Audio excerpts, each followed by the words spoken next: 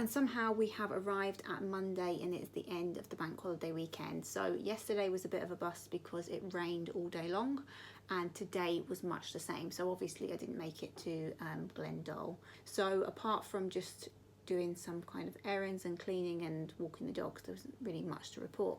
So I thought I would just pop on now and sign off with showing you what I got from the other small businesses that were at that pop-up. One of them being All Things Nice by Becca. I mentioned in the clip that I bought one of the room sprays, but I couldn't remember what scent it was.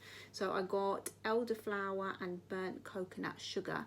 This smell is really, really refreshing. I like to have room sprays. I usually go for Rituals because I always associate them with one of the brands that kind of have fresh scents, not overpowering, and they're not absolutely perfect, but one of the brands that have few less kind of nasties in their product, if you like. But it was nice to find a room spray from a small local business, and actually Becca does hand make all of her products, so it is a lot more sustainable to buy something like that from a local producer as well. So I'll see how I get on with this, how the scent stays and things like that. I'm really glad that I can find a local producer rather than buying it from bigger brands, so that's one thing. So the other stall that I found myself next to was Sophie Lauren Bevan's artwork stall, and you see a little bit about that, so she definitely has a sustainable element. So I picked up one of her bookmarks, which is an extract from one of her pieces. I also picked up two of her prints, so this is one of them, and all of her pieces are of local scenery, and on the back of each she has sort of like a name for them, where it was drawn from, or painted from I should say, and when. This one is Snoozing on Loch Tay, Kenmore, and it was done in 2021. So I really like that element that is all sort of local scenery that you can, you know, if you like a piece, you can actually visit the area quite easily.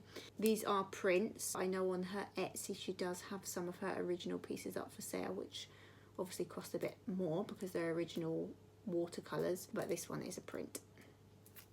The other one was this like hazy print of a fox, and this is On the Hunt 2021. Doesn't actually say where this one was done, but I think it could really be anywhere. But I really like these two, and I think they would look quite complementary together, even though the tones are different. Obviously they're from the same artist, so they would work well together. I just need to find them some nice frames, and I think they will go really well in one of my spare bedrooms because the fabric for the curtains or blind, whatever it is I end up going for in there, is one of the William Morris fabrics. If you're familiar with that brand, it's sort of more like woodland animals kind of thing, and I think these would look really nice in that room. You would have also seen that there were two rails of pre-loved clothing. Now, interestingly enough, it's been quite a while since I posted my second-hand fashion video, where that was actually my first time sort of buying pre-loved, an area that I hadn't really ventured into before. And that was posted probably like 2.5 years ago, and actually since then, these days, I don't buy new at all. It's very, very rare that I would buy any new clothing. I'm a Vinted lover. I pretty much get the majority of my clothes from Vinted or charity shops. I just think that there's so much that already exists on the planet. It just doesn't feel necessary to buy anything new.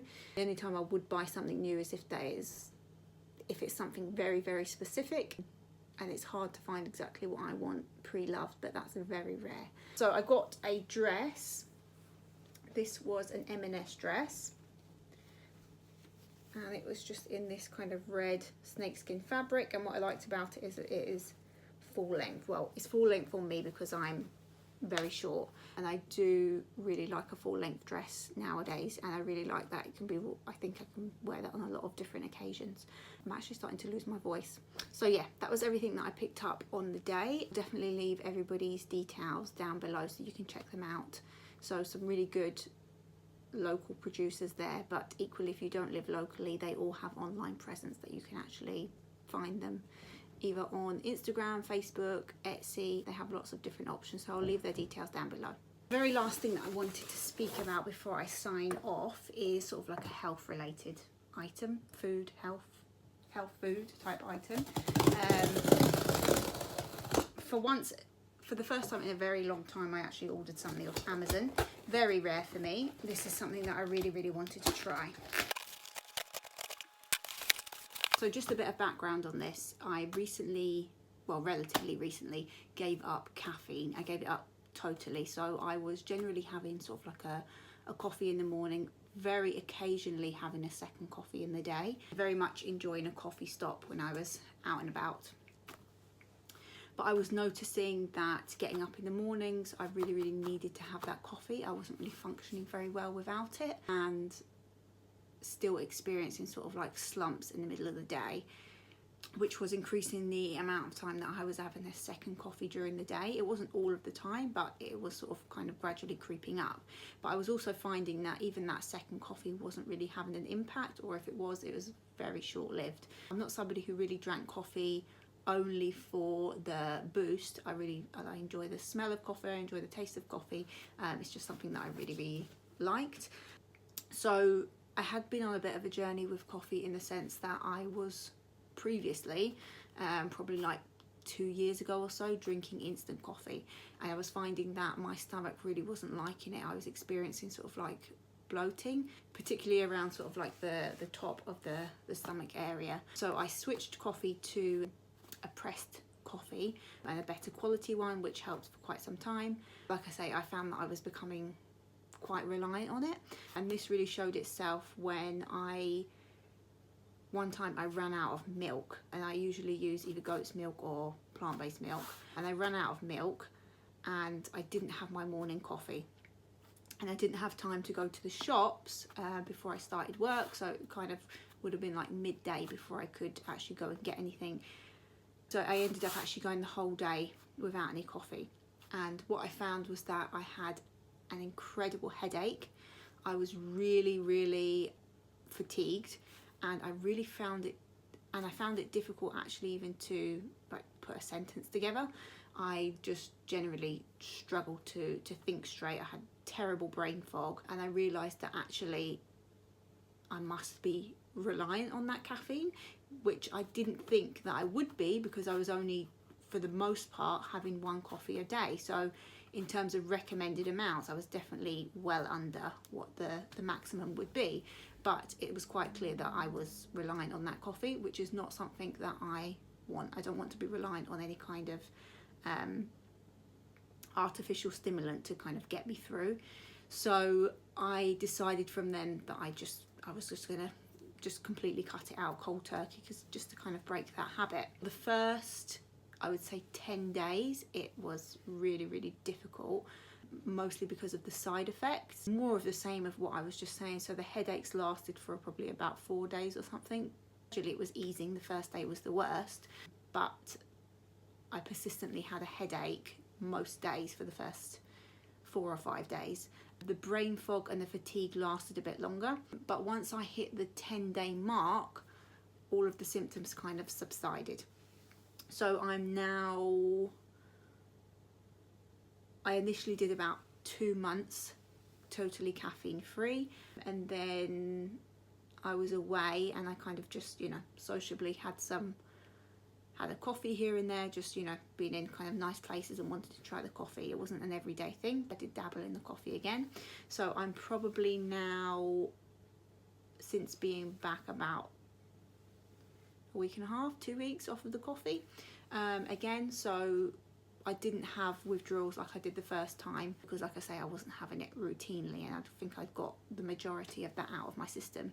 But it's just something that I don't want to get back into, so caffeine is completely out. But one thing I do find is that sometimes I kind of miss a hot beverage, which I do have herbal teas, but it's not quite giving me that, it's just not kind of satisfying that need of a kind of warm beverage. I think I'm looking for something maybe a bit thicker, or just with a bit more to it. What I started looking into was somebody else who had trialled going caffeine free, and what they did was replaced their coffee with bone broth. Now, bone broth I've been wanting to try for quite some time, because I know that it has lots of health benefits and generally very nutritious thing to have. So I ordered some bone broth. One thing I will say about it is a good quality bone broth can be quite expensive actually, but it's not something that I plan to buy on a regular basis. It's more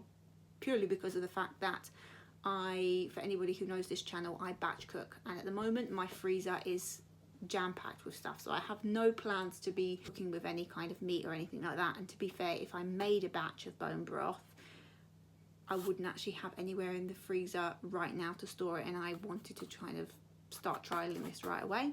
So basically, some of the things that people reported is that they actually got more energy and sort of steady energy from the bone broth than they did from caffeine. That really kind of piqued my interest, and I know it's good for sort of like, and I know I hear a lot of people say it's good for your blood, it's good for iron, so particularly something that's really important for women. Bone broth is really good for that, so generally just a kind of good health food drink type item. So what I was saying there was that I ordered a batch online of a good quality bone broth to try, and by the time I finish these I'll probably be ready for another batch cook. So the plan is that I'll try it with these. If I get along well with it, then when I'm ready to, you know, start building up my stores again, then I will make my own bone broth as opposed to buying it, because it's not something that I could keep up with for the long term.